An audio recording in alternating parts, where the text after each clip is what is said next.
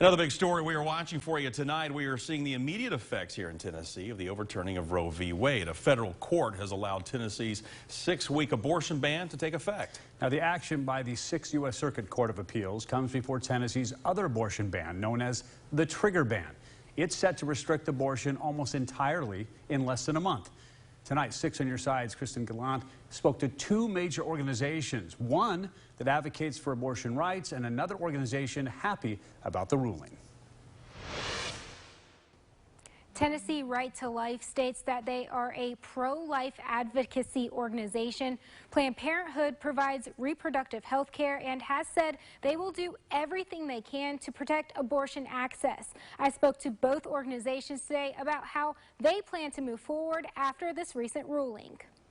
There's no doubt people are passionate on both sides of the recent overturning of Roe versus Wade. Tennessee is now seeing the effects of this decision with abortion bans taking place. We were thrilled. This is a day that we didn't think would come for a long time. We are grateful to the justices for recognizing the value of life. We're encouraging our folks to reach out to the governor and the state legislature in their opposition to the bans that are happening here in the state. Those bans make performing an abortion a felony and subject doctors to a maximum of 15 years in prison. Our first priority, now that we're kind of facing the reality that, thousands will have to flee the state for care or be forced to carry their pregnancy to term, is to continue our work to reduce the number of unintended pregnancies. This is a great day. This is a day, like I said, that we've prepared for.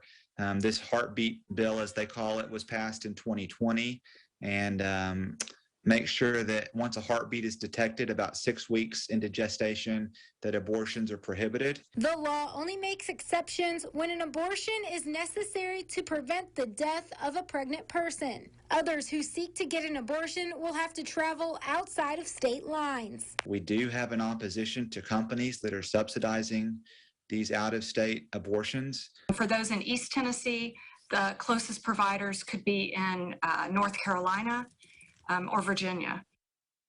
Under this law, reproductive health centers in Tennessee cannot provide abortion pills by mail, and abortion pills by mail cannot be sent to anyone in Tennessee.